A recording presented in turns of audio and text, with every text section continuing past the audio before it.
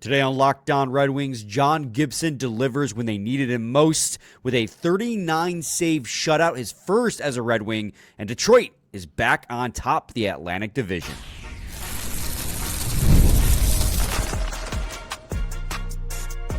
You're Locked On Red Wings, your daily podcast on the Detroit Red Wings, part of the Locked On Podcast Network, your team every day.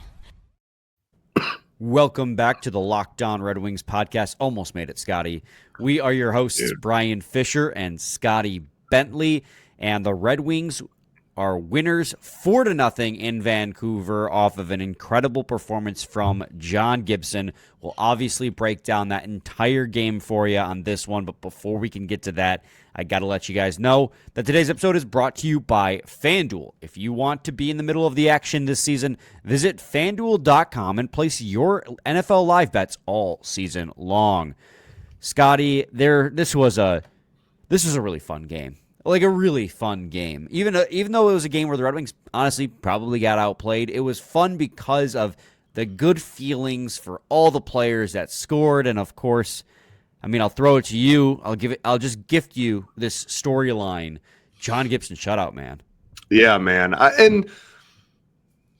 don't know if they did get outplayed. They got outshot, certainly. And that's, something. That's probably a better phrasing. Yeah, well, I mean, we'll talk about it, but there was a lot of really good performances, and I don't think it's quite as black and white as, like, you get outshot, you deserve to win, right? Like, I think this was kind of the poster child for a game that, the Red Wings got outshot heavily at that.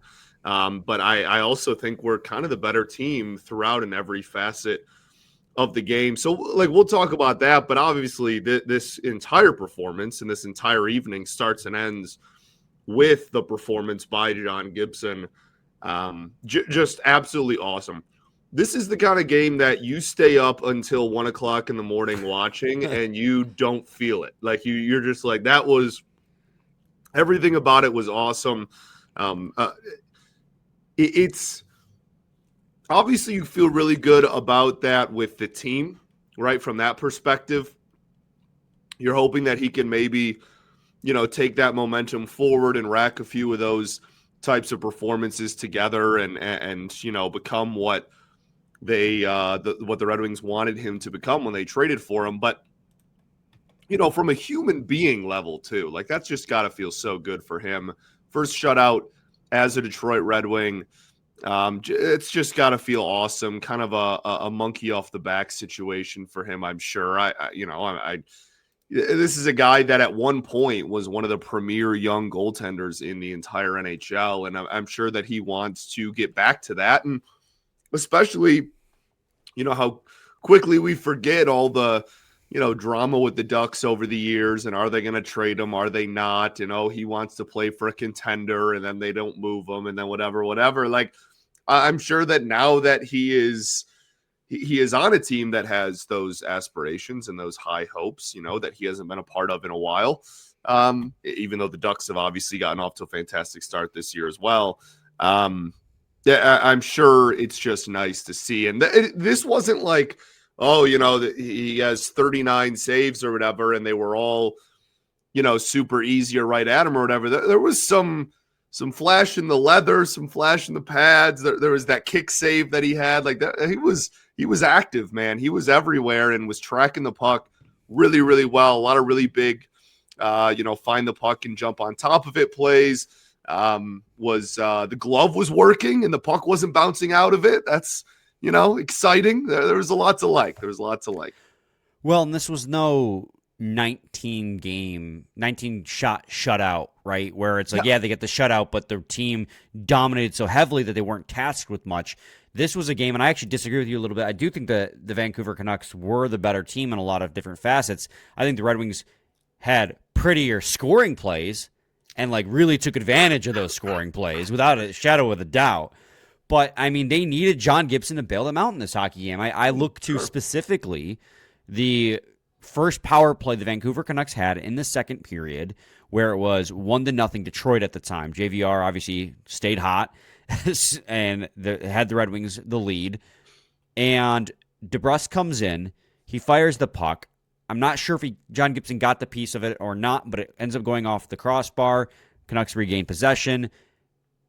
Jake DeBrusk is standing backdoor with a slam-it-home opportunity, and Gibson's able to get his pad across to just deny and absolutely rob DeBrusk. And he made several other big saves throughout the game. He made a huge one on Ratu as well as on Hronik, where he made the save with his face mask. But like that save right there, those were saves we were not getting. The Red Wings were not getting earlier in the season when they needed that save from John Gibson. So he made them in this game. And two, like you said, like the human element of it, like we knew this was a goalie that had the talent within him, and he played a better game this last time out against the Seattle Kraken, good enough to warrant him getting this back-to-back start. And then, I mean, home run. His previous best game was, the second game of the season? Yeah. The one against Tampa Bay. It was really early on in the season. And it might have been like the fourth, because I think they did Toronto. I can't remember the order in which the games happened. Or was it the second game of the season because he got pulled in opening night? And it was So it would have been like, I think, the fourth. It was the game against Tampa Bay. This is easily clears that. Scotty, his goal saved above expected in this hockey game, 4.46. And so, that's crazy. And I'm thinking about it too, watching this game. I even tweeted it out. It was 1-0 at the time after that big save and the big penalty kill by Detroit. He's like, the Red Wings have got to reward John Gibson here because he is playing the best game he has played with the Red Wings thus far. And obviously, by the end of it, it was the best game he's played with the Detroit Red Wings. And they did reward him. And I'm just thinking to myself, I'm like, man, if this can serve as a confidence booster for John Gibson, where he's like, yeah, I got my swagger back. Like, I know I can do it. I've done it before. Here I am. I'm back now. You know, they have a back-to-back on Wednesday, Thursday. He's going to get one of those two starts. Getting John Gibson to be, you know, you're not expecting 39 save shutout every time, but if he can, right? That's my bar now. Yeah. If he can be a 900 save percentage goalie, the Red Wings are going to continue to play a divisional seed pace because their offense is finally clicking as well. That it's finally matching the expected number that it's been flashing all season long. So if you get hot goaltending on top of the offense that's clicking now, the Red Wings are going to be a really good hockey team. So John Gibson, obviously, number one storyline. I don't even know if there's a need for a second story. I mean, there's other storylines in this game, but should we just save them for notable performers? We can, yeah. I mean, honestly, I think if there was another one, it would be the continued, depth scoring. And I think that that's probably easier conversation to have with, talking notable performers because we can kind of just jump player to player. But, yeah, I mean, Gibson is bar none the biggest storyline in this hockey game, and he deserves it. I think you go right back to him. I don't even think you screw around. He's hot. Right. Like, oh, it's a back-to-back. Do we save him for an extra day and give him? I would just immediately go back to the well and Talbot. Talbot can play, what is that, Thursday? And you can get Gibson back out there on Wednesday, yeah. Yeah, it all depends on how you want to play it too, right? So you're playing Calgary next, which is one of the worst hockey teams in the league. Do you like the Vancouver Canucks? So maybe you think, okay, give Talbot that game because you want your hot goalie to go against Edmonton, who's a team that's heating up big time right now. But on the other hand, do you want to give your goalie an extra day off to possibly cool down? I'm not the coach that has to make those decisions. We'll leave that to Todd McClellan. Scotty, you mentioned the depth scoring. We will obviously break that down. That is the other storyline from this game. But for a brief storyline to fill about a minute here before we head to break, how about this?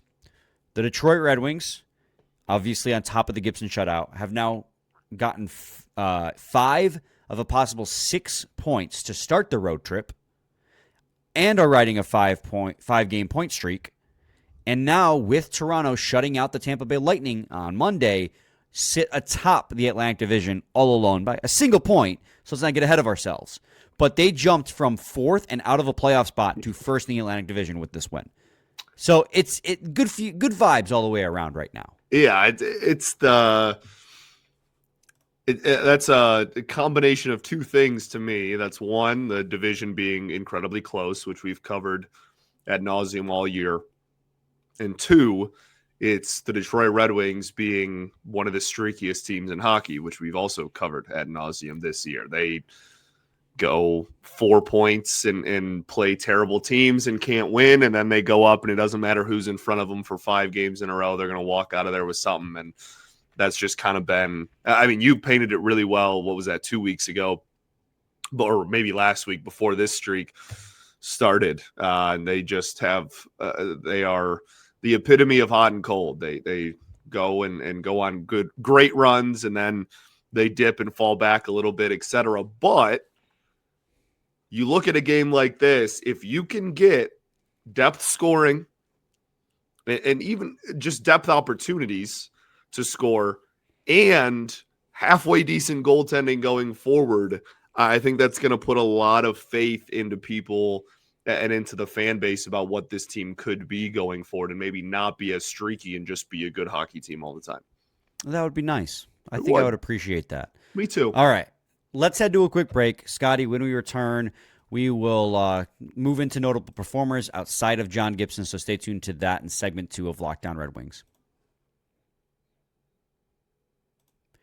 NFL Sundays move fast, one big play, and suddenly everything feels different. That's what makes live betting with FanDuel so exciting. You're not just watching a game, you're watching and reacting to it in real time. With FanDuel, you can place bets as the action unfolds, every drive, every momentum, every interception turned into a fumble recovery loss for the first time ever by a QB in an NFL game. He had 0.4 fantasy points, by the way, in my league tonight. Live betting is the best when the game starts to shift. A receiver gets hot, a defense tightens up, or the momentum flips after a turnover. FanDuel lets you jump into the action. So, if you want to be in the middle of the action this season, visit FanDuel.com and place your NFL live bets all season long. FanDuel, the game moves fast, so can you.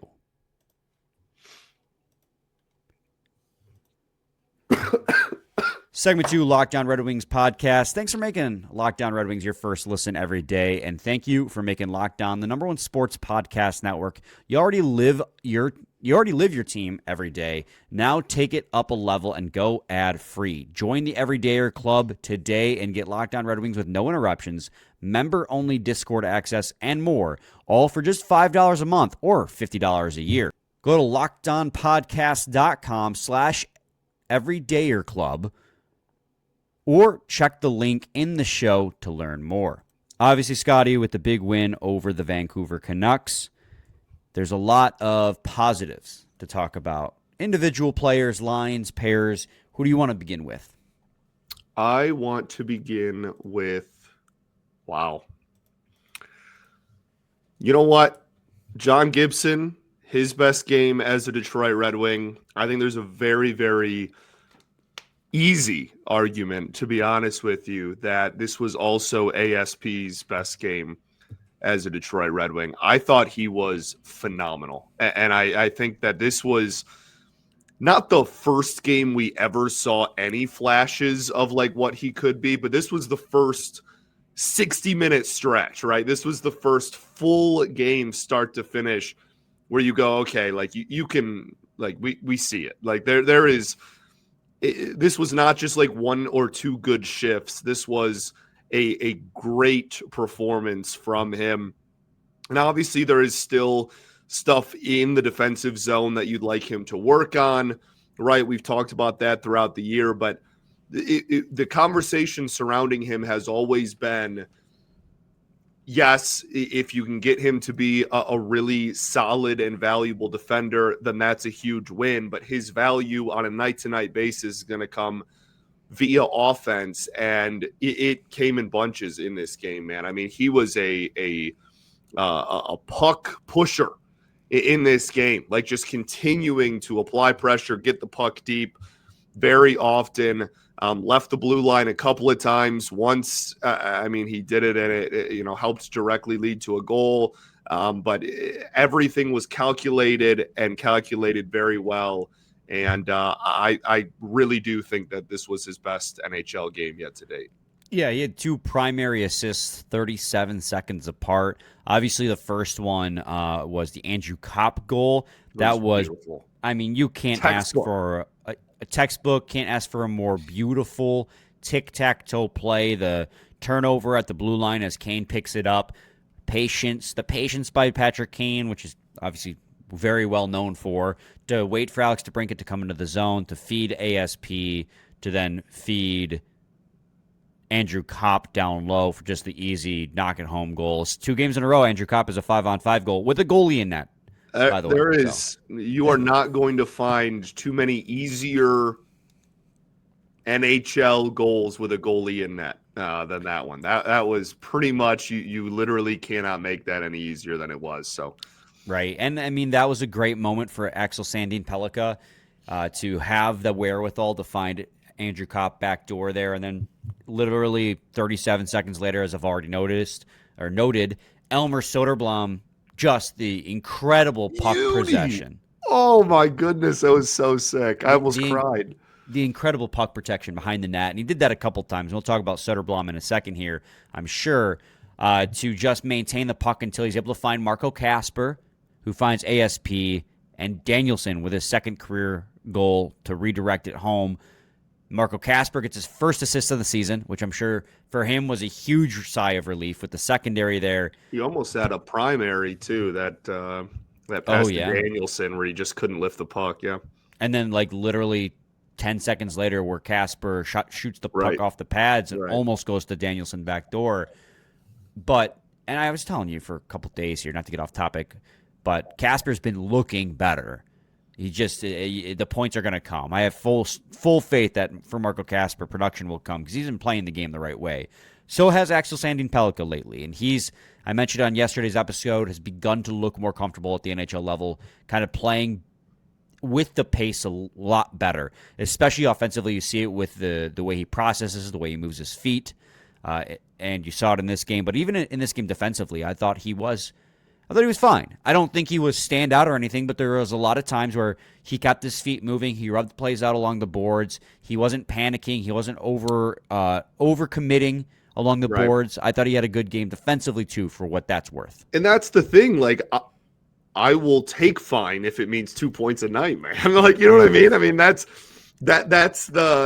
what you're hoping for his, career trajectory. Anything you get positively on the defensive end from him is going to be icing on the cake. If he's producing points offensively and is just serviceable as in the defensive end, he's going to be really, really effing good if he can just do those things. So we will gladly take fine.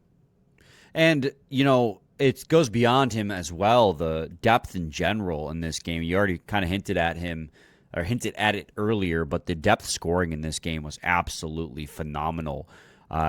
James Van Riemsdyk stays hot. In a first period where the Red Wings, honestly, the Red Wings were the most outplayed, in my opinion, in the first period. They were outplayed, obviously, a lot in the third period, but that has to do with just how the game had unfolded previously to that. Red Wings were protecting a 3-0 lead. Vancouver was pushing, so the analytics are going to be the most skewed in the third.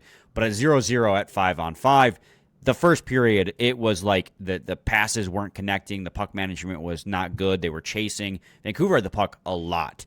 And in that period, James Van Riemsdyk stayed hot. Comfer with a very nice puck battle again down low. And again, the importance of winning those puck battles comes and keeps shining through on maintaining possession down low behind the goal line.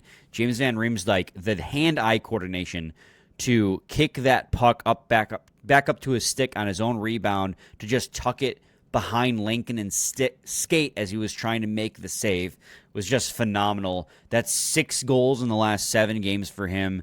Was it 4 in the last 4, which is the longest goal streak? Yeah. He's been... Did you see my tweet? Yeah, I saw it. I was thinking it, but I was like, I'm not gonna engage in this. You liked it. Yeah, you're funny. But it goes beyond him too. Elmer Soderblom, who we were just mentioning, obviously didn't score in this game. But I thought Elmer was one of the best players on the ice. I don't know when Berggren's going to find himself back in the lineup, because Soderblom's playing so well. I mean, he'll get opportunities. Like, Soderblom's going to have a bad game, or the Red Wings are going to go on a losing streak, and that's when he'll get in. But he'll get opportunities. The thing is, Elmer, it doesn't matter who he's out there with, and I think that's the most encouraging, maybe is the word I'm looking for, part of his performance lately. He was out there with Casper and Danielson and ASP when they scored that second goal and the third goal of the game, but the second in whatever it was, 40 seconds. Like it doesn't seem to matter who he's out there with. His style just really kind of helps whoever he is out there with when he's playing as well as he has been lately. I mean, Rasmussen too.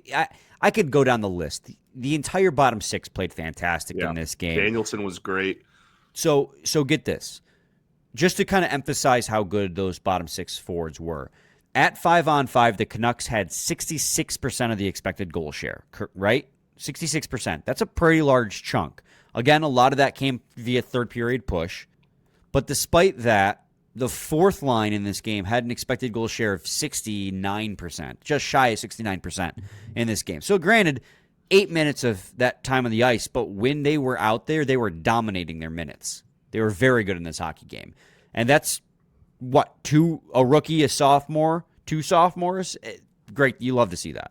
Yeah, absolutely. And that's, a drum that we have been banging for a while now, obviously. And between all the young kids' performance plus JVR being the greatest goal scorer to ever live, I mean, that's a combination that's going to, get you a win a lot of nights. And I just going back to the JVR thing, like we're seeing the bill of goods we are promised with JVR when they signed him. Like, sure. He's not that fast anymore, but he's going to play a hard, heavy game, and he's going to go to the dirty areas, and he is going to eat there. And the Red Wings have so badly needed a guy who could just feast in the net front for so long, and he's just so good at it. Well, and can just like we'll just go there. Like it's just right. you know what I mean. Like when he's on the ice.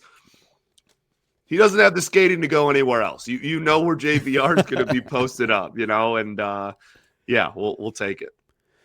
Okay, let's head to another quick break. When we return, we'll wrap up this conversation on the 4-0 win over the Vancouver Canucks. Stay tuned to Locked On Red Wings. The World Cup is coming back to North America for the first time since 1994, and with 48 teams for the first time ever, it's going to be massive. But let's be honest, getting tickets is usually the hardest part. That's why the Game Time app is clutch, finally giving fans a real advantage when it comes to snagging seats. With Game Time, you can track price drops in real time, get alerts when great seats open, and buy tickets the moment they hit the app. It puts the power back in your hands and makes going to the World Cup realistic instead of impossible. The Seat View feature is a game changer. You literally see what the pitch looks like from the exact seat before you buy. Alerts for teams and matches make it easy to grab tickets the moment they drop instead of missing out. You pull up the app, and the layout makes it so simple to scroll through the matchups and compare those seat views. Take the guesswork out of buying World Cup tickets and every match, concert, or event with Game Time. Download the Game Time app, create an account, and use code LOCKEDONNHL for $20 off your first purchase. Terms apply. Again, download the app, make an account, and use code LOCKEDONNHL for 20% off. Swipe, tap, ticket, go. All right, Scotty, segment 3. I think the only other thing from this game that really stood out to me, I guess not really stood out, but is a note, is that Larkin scored the empty net goal. That gives him 8 goals in the last 8 games, on pace for over 40 goals this season. And his empty net goal to make it 4-0 made it so that each and every line scored a goal in this game. Yeah, it's pretty darn cool, actually. It is really cool because, again, that's something we've been begging for, right? The first line and the second line have been contributing, but the third and the fourth line for the first 25 to 30% of the season were non-existent. And now they've kind of figured it out. Things are starting to roll. And in this one, the goaltending was able to elevate you when your puck possession could not. Yeah, and that's, great vibes for that reason, right? Not only do you get the win, but two of the biggest question marks surrounding this team ended up being areas of strength in this win, right? It wasn't 7-3 win where the top line scored 5 goals, and the goaltending for the Red Wings struggled, but you just outscored your problems or whatever. Like this was a game in which goaltending and depth scoring reigned, supreme, and both of those areas have been major concerns up to this point. So absolute beauty. And to note, just circling back on this real quick, since we got a couple minutes here, Axel Sandin Pellikka, according to Hockey Stat Cards, had the second best night amongst any skater in the NHL for the night. Joel Eriksson Ek leads the NHL on nightly skater ratings at 4.12. Axel Sandin Pellikka 3.7, the second best night out of any player in the NHL. Now, granted, it was a limited games in this one. I think there was only 4 or 5 games across the league, 5 games. But still, great to see he was the best player in the Red Wings in this game, according to Hockey Stat Card. And obviously, 2 assists are going to help. I think it was a +3 in this hockey game. Yeah. That'll help. It sure will. Yeah, no, that's awesome. Sherratt continues to look solid. Seider, I thought, Edvinsson had a really nice play, a really nice shift. Was that the second period? This game, too, that really stood out to me. But Seider, shout out Prashant Iyer, who gets a shout out on the broadcast in this hockey game. But they were talking about a Seider statistic, and it was goal differential when he's on the ice versus not. And Prashant had pointed out that I think it's at 5-on-5. Seider has like the biggest goal differential with his team when he's on the ice versus off the ice, and it's significantly worse when Seider is not on the ice. He had a couple of really nice pokes in this game, and I think when you look at the high danger goal scoring opportunities, we're talking about how the defense maybe wasn't great in this hockey game. I think it could have been even worse because Seider came to the rescue a few times even. Yeah, and that's just because he doesn't panic. Just the patience and the wherewithal. I mean, he's the man. He is one of, if not the best defenseman in the NHL at this current moment. He's up there, yeah. Norris consideration, or maybe if you go read Prashant's article, Hart consideration. We'll see. Oh, Scotty, final thoughts. Really good win, man. Really good win. We ball. Let's go to bed. We'll be back with a new episode tomorrow previewing the game against the Calgary Flames, so stay tuned for that. Same time, same place. Your team every day.